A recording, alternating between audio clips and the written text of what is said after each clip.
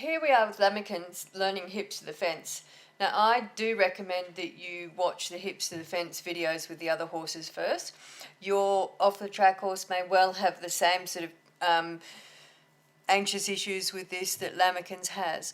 At the first, I'm only trying to get him just to walk down the fence line. It's possible that he thinks of this a bit like a barrier. I'm not sure what he's feeling, but he's a bit anxious about it. He's rushy. He's pushing over the top of me. So the first thing I need to do is to get him comfortable with being between me and the fence without him pushing over me. So I'll just keep doing that. The other advantage to this is that it keeps him forward. So he works out that this is a forward exercise, which it is, and so that's not a bad thing. He wants to eat the fence. That's not a great thing, and he's just a little anxious. So we're just going to work on that a little bit first. This should be, or this more often than not, is about a 5-minute lesson for most horses. It takes this horse about 12 minutes. So that's, I think, dealing with some of his anxiety. One thing that will be helped during this is his general emotional level.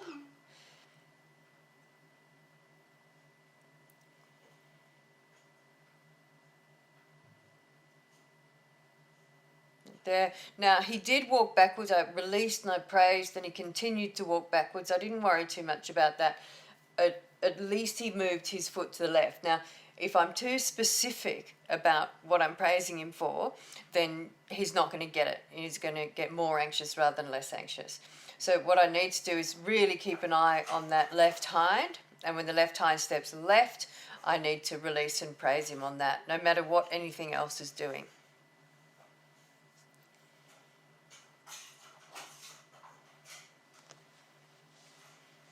And that was really good.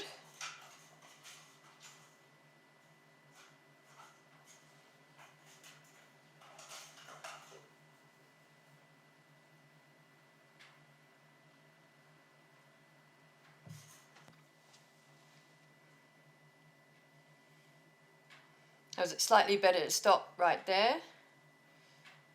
And that was good. You can see I'm moving his head a little bit to the right. If I push his head a bit to the right, it moves his hips to the left, so that's helping me as well. And that was good. And there he's actually come all the way around, which is fabulous. Really more than I asked for.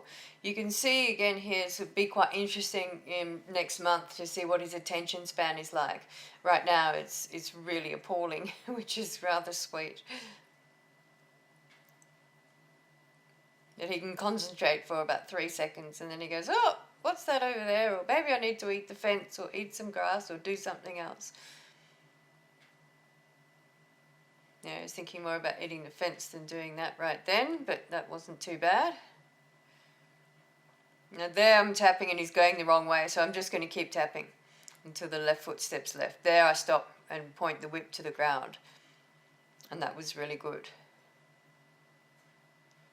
So lead him away again. It's quite important to bring them away from the fence, then bring them back again. If I don't do that, then his hips are already away from the fence, so it's much easier for him to make that mistake of stepping to the right. I don't want him to make too many mistakes because it just makes it harder for him to learn it.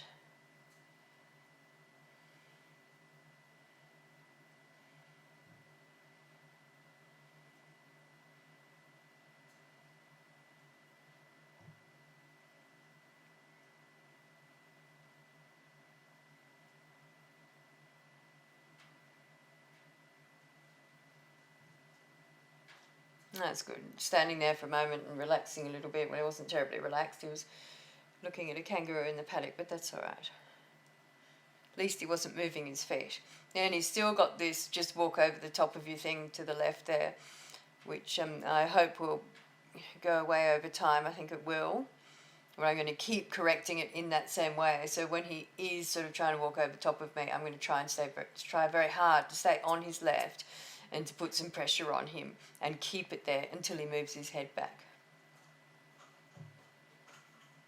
What I'm trying to get him to do now is to realise that if he just stands by the fence when his left side is against the fence, he can rest there.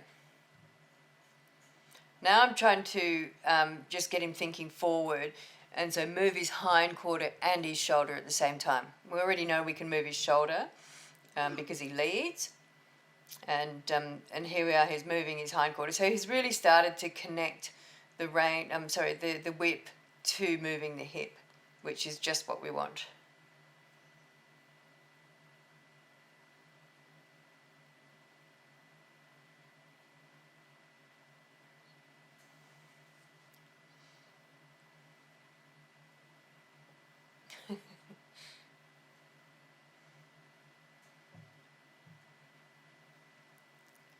That's good.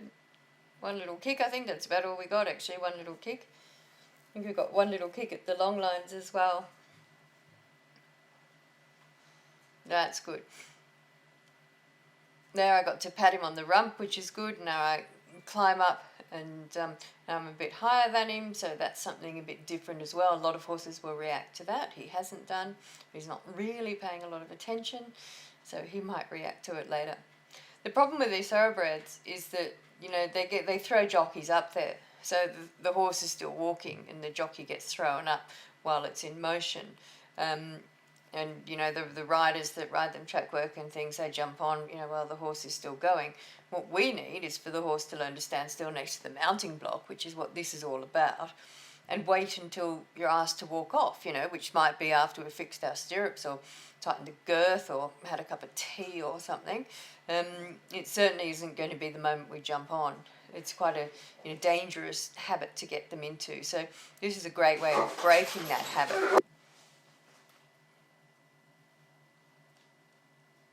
So that's it. So just put a bit of weight on them and pat them on the other side. In all likelihood, he's most likely to walk off, which he does, which is absolutely fine. Just bring him back, ask him to come back again.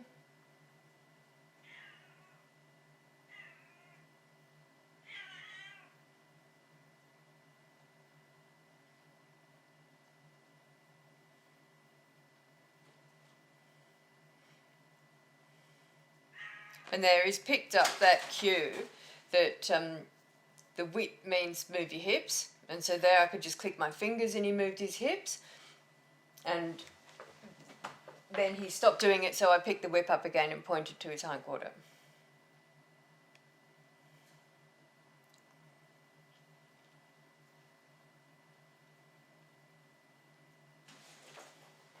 He's not rushing off, he's just wandering off. So hopefully by the end of this lesson he'll work out that it's actually not necessary to do that. We'll ask him round again. This time I climbed up on the fence first, so I'm cueing him from the fence, which is a bit different, a bit more difficult, and he did that beautifully, which was great.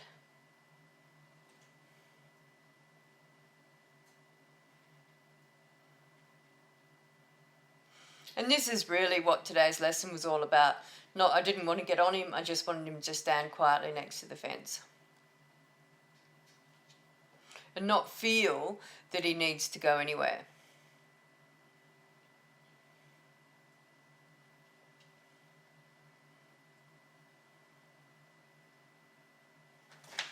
So the thing, a racehorse's life is, you know, pretty blur, really.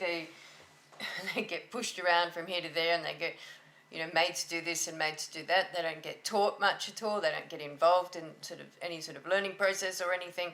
And so what we are trying to do with him now, every time we have any contact with him, is to teach him stuff and to teach him how to learn and to teach him, you know, how to get the pressure released. And the pressure might just be me clicking my fingers at his hips. It's still pressure. So how do I get rid of that pressure of her clicking her fingers at my hips?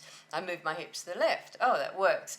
And what it does is it engages him and it gets him concentrating on us, and it improves his attention span and all of that sort of thing. And it just makes him a much safer horse to be around.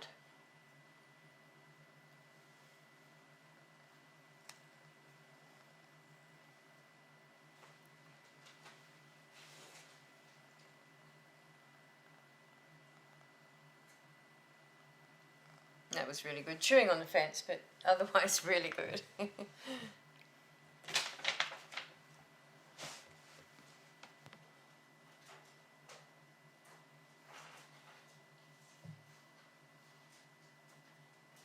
It's good. You can see he's getting a bit restless now.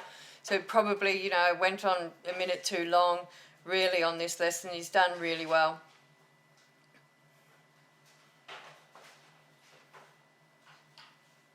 Once they start getting a bit worse, it's best to find a good place to stop, which is what I'm doing here.